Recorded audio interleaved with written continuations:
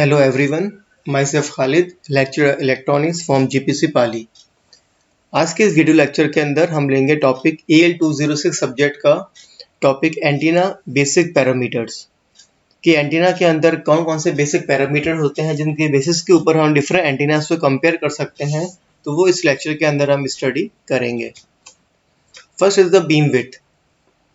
Beam width basically क्या is the aperture angle from where most of the power is radiated. अब देखते हैं हमारे एंटीना के अंदर बेसिकली क्या होता है। हमारे पास में कुछ इसमें लोब्स होती हैं, जैसे लिखा रहा है डायग्राम के अंदर। जो हमारी मेजर बड़ी लोब होगी उसको कहेंगे, हम मेजर लोब कहते हैं उसको हम, जो हमारी मेन पावर हमारा उस डायरेक्शन के अंदर ट्रांसमिशन को दर्शाती है।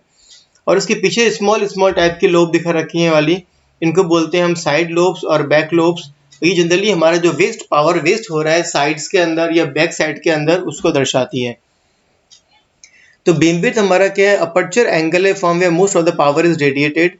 The two main considerations of the beam width are half power beam width and the full first null beam width. दो तरह की होती हैं, HPBW half power beam width and FNBW first null beam width. तो basically क्या है, तो हमारा एंगुलर सेपरेशन होगा in which the magnitude of radiation pattern decreases by 50% or -3 dB from the peak of the main beam is the half power beam width। ये दिखा रखा है डायग्राम के अंदर। यह इसका हमारे पास में मैक्सिमम पावर है और ये हमारे पास में इसका पावर यहाँ पे एक्सिस के ऊपर पावर हमारा कितना हो गया 50%। तो अगर मैं इस मेन एक्सिस को लेके टच कर जोड़ूंगा इसको मैं इस वाली डायरेक्शन के अंदर, यहाँ से लेके जो हमारी 50% के जो पॉइंट मिले हमको, ये कहलाएगा हमारा हाफ पावर बीम विड्थ। इसकी जो यूनिट होती है वो होती है रेडियंस के अंदर और डिग्रीज के अंदर। तो हम देखते हैं जो अभी हम करेंगे हमारा ये मैक्सिमम, जो हमारा मैक्सिमम पावर या रेडिएशन होगा, जैसे जैसे हम आगे बढ़ेंगे इसके अंदर हमारी की पावर गिरती जाएगी और एक पॉइंट मिलेगा हमको पावर हमारी कितनी हो जाएगी 50% हो जाएगी। उन 50% को हमको सेंटर से जोड़ना है, तो बीच का जो हमको एंगल मिलेगा, ये जो हमको एंगल मिलेगा वो कहलाएगा हमारा हाफ पावर बीम विड्थ। इसका मैथमेटिकल एक्सप्रेशन क्या होगा, 70 लैम्डा अपॉन डी, जहाँ पे लैम्डा वेवलेंथ है 0.3 upon frequency and D is the diameter है एक्सिस का। The angular span between the first pattern nulls adjacent to the main lobe. अब जो हमारी मेन लोब है, ये बड़ी वाली मेन लोब है, कि साइड में जो हमारी पहली वाली जो फर्स्ट नल साइड की नल्स आएंगी उनको टच करते हुए अगर टेंजेंट से लाइन खींचता हूँ मैं, इस तरह से ये लाइन जा रही है हमारी ये वाली और एक लाइन ये जाएगी, तो इनके बीच का जो एंगल बनेगा वो कहलाएगा हमारा फर्स्ट नल बीम विड्थ। तो इस तरह से दो हमको बीम विड्थ मिलेंगी, हाफ पावर बीम विड्थ और the first null beam width. तो ये हमारी जो बीम विड्थ होगी वो दर्शाएगी हमारा एंटीना कितना नैरो डायरेक्शन के अंदर, नैरो एक्सिस के अंदर पावर का ट्रांसमिशन। जितनी हमारे पास बीम विड्थ कम होगी उतना हमारा एंटीना नैरो होगा, रेडिएशन पैटर्न नैरो होगा, और जितनी बीम विड्थ ज्यादा होगी उतना हमारा एंटीना पैटर्न कौन सा होगा, ब्रॉडर होगा। Bandwidth, next parameter is the bandwidth है। बैंडविड्थ बेसिकली क्या होता है, सिग्नल की रेंज ऑफ फ्रीक्वेंसीज जिसके ऊपर हमारा एंटीना कम काम करेगा, मींस ट्रांसमिशन करेगा या पे वो रिसेप्शन करेगा। तो ये क्या हो जाएगा, band of frequencies specified for the particular communication is known as bandwidth. और bandwidth is the band of frequencies between the higher and lower frequencies over which the signal is transmitted. Suppose मेरा कोई antenna है, वो मेरा काम करता है for example 5 kilohertz से लेके 10 किलोहर्ट्ज तक, इस दो फ्रीक्वेंसी से काम करता है। तो उसकी जो बैंडविड्थ क्या हो जाएगी, वो हायर फ्रीक्वेंसी माइनस का लोअर फ्रीक्वेंसी में 10 किलोहर्ट्ज माइनस का 5 किलोहर्ट्ज मीन कितनी हो जाएगी 5 किलोहर्ट्ज। तो जो हमारी रेंज ऑफ फ्रीक्वेंसीज होगी जिसमें हमारा एंटीना वर्क करेगा वो कहलाएगी बैंडविड्थ। नेक्स्ट है रेडिएशन रेजिस्टेंस। हर एंटीना का अपना खुद का रेजिस्टेंस होता है जिसके अंदर कुछ पावर ड्रॉप होती है। तो radiation resistance can be defined as the value of resistance that would dissipate the same amount of power. Means हमारा एंटीना का रेजिस्टेंस है जो same amount of power dissipate करेगा। कितनी पावर, वो पावर जो एंटीना हमारा रेडिएट करता with same antenna input current passing through it. अगर मैं एंटीना को मैं सेम इनपुट दूंगा, सेम करंट पास हो रही है एंटीना के अंदर, जो हमारा जो रेजिस्टेंस ड्रॉप होगा उसके बराबर जो हमारा रेजिस्टेंस होगा वो कहलाएगा रेडिएशन रेजिस्टेंस। तो ये हमारा क्या फिक्स्ड रेजिस्टेंस है, बेसिकली अपने मान लिया रेजिस्टेंस है, which when substituted in series with the antenna will consume the same power and is actually radiated. जितना पावर हमारा एंटीना रेडिएट करेगा, अगर उतना ही मान के चलता हूँ कि हमारा एंटीना का खुद का resistance same amount of power हमारा लॉस कर रहा है, रेडिएट कर रहा है, तो वो कहलाएगा रेडिएशन रेजिस्टेंस। रेडिएशन इंटेंसिटी, इसको हम डिफाइन करते हैं the power per unit solid angle. Radiation emitted from an antenna which is more intense in a particular direction indicates the maximum intensity of that antenna. हमारे antenna से power radiation तो हो रहा है, लेकिन हमारा अगर किसी पर्टिकुलर डायरेक्शन के अंदर वो मैक्सिमम मोर इंटेंस है, बहुत ज़्यादा है, तो वो कहलाएगा, वो इंडिकेट करेगा maximum intensity of that antenna, मतलब उस डायरेक्शन के अंदर उसकी इंटेंसिटी कितनी है, मैक्सिमम है। The emission of radiation to a maximum possible extent is nothing but the radiation intensity. तो हमारे मैक्सिमम पॉसिबल जो हमको रेडिएशन मिल रहा है वो कहलाती है हमारी रेडिएशन इंटेंसिटी। इसको हम ऑब्टेन करते हैं by multiplying the power radiated, कितना पावर हम रेडिएट कर रहे हैं उसको मल्टीप्लाई करेंगे हम with square of the radial distance. किस डिस्टेंस की हम बात कर रहे हैं, वो डिस्टेंस हमने का डिस्टेंस r लिया, तो वहाँ तक की डिस्टेंस का स्क्वायर लूंगा मैं r स्क्वायर, और उसको मैं मल्टीप्लाई करूंगा from the power radiated, w radiated, तो कहलाएगी हमारी रेडिएशन इंटेंसिटी। द U हमारी है रेडिएशन इंटेंसिटी है, R is the radial distance है, और W रेडियन में टोटल पावर हम रेडिएट कर रहे हैं। इसको हम वॉट्स पर स्टेरेडियन और या वॉट्स पर रेडियन स्क्वायर के अंदर इसको हम मेजर करते हैं।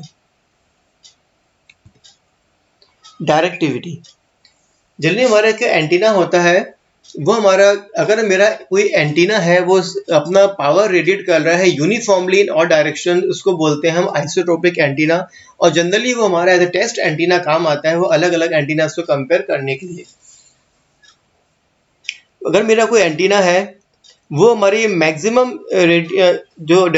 वो हमारी रेडिएशन एमिट कर रहा है, तो वो किस डायरेक्शन मैक्सिमम रेडिएशन करेगा वो हमारे काफी सिग्निफिकेंस पैरामीटर है। अब जिस एंटीना को हम टेस्ट करते हैं वो कहलाता है सब्जेक्ट एंटीना, और रेफरेंस एंटीना जनरली हम लेते हैं आइसोट्रोपिक एंटीना। तो हमारा क्या होगा, the ratio of the maximum radiation intensity of the subject antenna to the radiation intensity of an isotropic और रेफरेंस एंटीना, इसको बोलते हैं हम डायरेक्टिविटी। मीन्स क्या हो जाएगा, एक मेरे पास में कोई एंटीना है जो उसकी maximum radiation intensity of subject antenna, suppose मेरा कोई एंटीना है, उसका रेडिएशन पैटर्न इस तरह का है, मतलब क्या हो रहा है, वो इस डायरेक्शन के अंदर अपनी रेडिएशन मैक्सिमम कर रहा है, तो ये मैं पैरामीटर लूंगा मैक्सिमम रेडिएशन इंटेंसिटी डायरेक्शन के अंदर। और सेम अगर मैं इसकी जगह लगाता हूँ आइसोट्रोपिक एंटीना, तो इसी डायरेक्शन के अंदर आइसोट्रोपिक एंटीना का रेडिएशन कितना होगा वो मैं डिवाइड करूंगा, तो उसका जो रेशियो होगा maximum radiation intensity of subject antenna, ये अपने सब्जेक्ट एंटीना की मैक्सिमम रेडिएशन इंटेंसिटी इस डायरेक्शन के अंदर जो थी, divided by radiation intensity of an isotropic antenna उसी डायरेक्शन के अंदर, तो इसे बोलते हैं हम डायरेक्टिविटी। तो D इज इक्वल टू है phi theta comma phi maximum from subject antenna, ये हमारी रेडिएशन इंटेंसिटी है phi theta comma phi maximum, और कौन सी मैक्सिमम वैल्यू है, divided by phi naught from isotropic antenna, जहां पर phi theta comma phi maximum हमारी क्या मैक्सिमम रेडिएशन इंटेंसिटी है फ्रॉम सब्जेक्ट एंटीना से, और फाई नॉट हमारी है रेडिएशन इंटेंसिटी है, ये phi naught intensity of an isotropic antenna. तो इनका जो लॉस होगा, तो ये डायरेक्टिविटी बताएगी हमारा जो हमारा एंटीना है वो किस डायरेक्शन के अंदर मैक्सिमम रेडिएशन कर रहा है, तो उसे बोलते हैं हम डायरेक्टिविटी।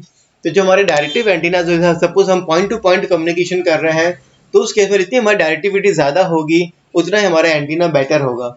लेकिन अगर मैं कोई ब्रॉडकास्ट कर रहा हूँ, फॉर एग्जाम्पल हमारा रेडियो ब्रॉडकास्ट होता है, तो क्या होगा, एक रिमोट लोकेशन के एक हाइट के ऊपर हम टावर लगा देंगे और वो हमारा इक्वल पावर रेडिएट करेगा इन ऑल द डायरेक्शंस। तो जो भी उसके पर्टिकुलर डायमीटर के अंदर, रेंज के डायमीटर के अंदर जो रिसीवर्स होंगे पावर रिसीव करेंगे, तो वो कहलाएगा हमारा आइसोट्रोपिक एंटीना। तो जहाँ हमारा पॉइंट टू पॉइंट कम्युनिकेशन करना है वो हमको डायरेक्टिविटी ज़्यादा चाहिए हमको, और जो हमको ब्रॉडकास्ट करना है वो हमको चाहिए isotropic antenna, means equal radiation in all the directions. Aperture efficiency, एक एंटीना हमारे पास में उसका फिजिकल डायमेंशन तो अलग होता है, लेकिन वो पूरे एंटीना के ऊपर हमारा पावर रिसीव या रेडिएट नहीं करता है, उसका कोई स्मॉल फ्रैक्शन ही यूज होता है, उसको हम बोलते हैं अपर्चर एफिशिएंसी। तो aperture efficiency of an antenna is the ratio of the effective radiating area और effective to the physical area of the aperture। उसका इफेक्टिव एरिया कितना है जिसके ऊपर वर्क कर रहा है, वो रेडिएशन कर रहा है या रिसीव कर रहा है, डिवाइडेड बाय उसका इफेक्ट फिजिकल एरिया कौन सा है, उसको बोलते हैं, रेशियो को बोलते हैं हम अपर्चर एफिशिएंसी। मैथमेटिकल एक्सप्रेशन क्या होगा, epsilon, mathematical expression for aperture efficiency निकालेंगे हम, वो क्या होगी, epsilon A is equal to A effective upon AP.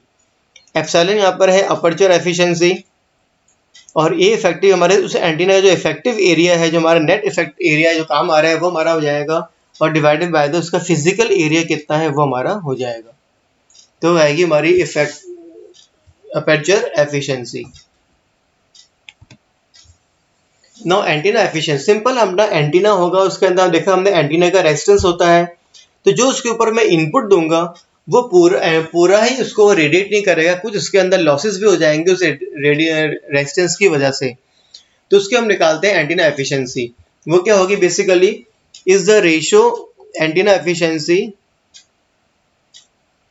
Is the ratio of the radiated power of the antenna to the input power accepted by the antenna. Means antenna को हमने कितना power input में दिया और उसमें कितना उसने actual में रेडिएट किया, क्योंकि कुछ उसके अंदर लॉस भी हो जाएगा, तो उनके जो रेशियो होगा उसको बोलते हैं हम एंटीना एफिशिएंसी, जिसे हम रेडिएशन एफिशिएंसी फैक्टर भी बोलते हैं। For example eta is equal to कितना जाएगा, पी रेडिएटेड, कितना पावर से रेडिएट किया और कितना उसको आपने इनपुट दिया, तो eta is equal to antenna, यहाँ पे एनीटा, यहाँ पे एंटीना एफिशिएंसी है, P radiated is the power radiate, कितना पावर से रेडिएट किया, और पी इनपुट है, input power to the antenna, कितना आपने इनपुट दिया, तो जो उनका तो डिफरेंस हो जाएगा इनपुट और रेडिएशन का, वो हो जाएगा एंटीना के अंदर कुछ पावर लॉस हो जाएगी, तो जितनी उसके अंदर पावर लॉस कम होगी उतना ज़्यादा रेडिएशन होगा, उसकी रेडिएशन एफिशिएंसी ज़्यादा होगी, और जितना उसके अंदर ज़्यादा लॉस होगा उतना उसका रेडिएशन कम होगा और उसके अंदर रेडिएशन एफिशिएंसी कम होगी। गेन ऑफ द एंटीना, हम देखा हमने जो भी हमारे गेन हो, हमारा का यूनिट पैरा आइसोट्रोपिक एंटीना है, तो उसका गेन क्या हो जाएगा, 1, मीन्स वो इक्वल पावर रेडिएशन कर रहा है इन हर डायरेक्शन के अंदर। लेकिन मुझे जहाँ पे चाहिए डायरेक्टिविटी, फॉर एग्जांपल मैं कम्युनिकेशन कर रहा हूँ फ्रॉम सैटेलाइट, तो सैटेलाइट्स के ऊपर मुझे पर्टिकुलर डायरेक्शन के ऊपर अलाइन करना पड़ेगा, तभी मैं उसके ऊपर रिसीव कर पाऊंगा, तो वहाँ पे हम चाहिए ऐसे एंटीना काम में लेते हैं जिसका गेन ज़्यादा हो। गेन मतलब इस पर्टिकुलर डायरेक्शन के अंदर ज़्यादा अपन को सामने से रिसीव करे या रिसेप्शन करें। तो gain of the antenna is the ratio of the radiation intensity in a given direction to the radiation intensity that would be obtained if the power accepted by antenna were radiated isotopically। Mean again मैंने reference के लिए काम में लिया isotopic antenna. मेरे पास अगर suppose है कि मेरा प्रैक्टिकल एंटीना है, एक आइसोटोपिक एंटीना है, दोनों पे मैंने सेम इनपुट दिया, लेकिन जो मेरा प्रैक्टिकल एंटीना है, जो डायरेक्टिव एंटीना है, वो पर्टिकुलर डायरेक्शन के अंदर ज़्यादा पावर ट्रांसमिट करेगा, और जो मेरा आइसोटोपिक एंटीना होगा वो यूनिफॉर्मली रेडिएशन करेगा हर डायरेक्शन के अंदर। तो इनका जो रेशियो आएगा प्रैक्टिकल का और आइसोटोपिक का, वो कहलाएगा गेन ऑफ द एंटीना। जितना हमारे प्रैक्टिकल एंटीना का रेडिएशन एक पर्टिकुलर डायरेक्शन के अंदर ज़्यादा होगा, उतना हमारे एंटीना का गेन ज़्यादा कहलाएगा और वो हमको हाई डायरेक्टिविटी अचीव होगी। जहाँ भी हमको पॉइंट टू पॉइंट कम्युनिकेशन करना होगा, किसी पर्टिकुलर डायरेक्शन से हमको कम्युनिकेशन करना है, तो वहाँ पे इसको हम डायरेक्टिव एंटीना काम में लेंगे।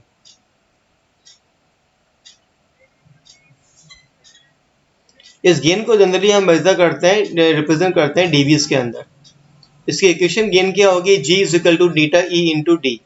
जी यहाँ पर क्या है, गेन ऑफ द एंटीना जो हम कैलकुलेट कर रहे हैं, डीटा यहाँ पे एंटीना की एफिशिएंसी है और डी अपने पास में डायरेक्टिविटी ऑफ द एंटीना है, तो ये रिलेशन हो जाएगा गेन एंड डायरेक्टिविटी का, G is equal to eta E into D. जब भी हमारा कोई एंटीना डायरेक्टिव होगा तो मतलब उसके अंदर कुछ ना कुछ गेन होगा, और मेरा अगर एंटीना आइसोटोपिक होगा तो उसका गेन इक्वल टू 1 होगा, मतलब वो इक्वल डायरेक्शन रेडिएशन करेगा हर डायरेक्शन के अंदर। हमारे दो रीजन इसमें टर्म्स आएंगे, near field and far field. The field जो कि हमारी बिल्कुल एंटीना के नियर में होती है उसे बोलते हैं हम नियर फील्ड। उसके अंदर क्या होगा, इसका इफेक्ट जो होगा वो इंडक्टिव इफेक्ट होगा, इसलिए इसको हम इंडक्टिव फील्ड भी बोलते हैं। Though it has some radiation component, इसमें कुछ हमने पास में हमको रेडिएशन कंपोनेंट भी होंगे। और फार फील्ड है, नाम से पता लग रहा है, फार मीन्स वो फील्ड जो हमारे एंटीना से फार अवे होगी उसे बोलते हैं हम far field. It is called as radiation field as the radiation effect is high in this area. उसमें हाई ज़्यादा होगा, रेडिएशन इफेक्ट इसे बोलते हैं, रेडिएशन इफेक्ट भी फील्ड भी बोलते हैं।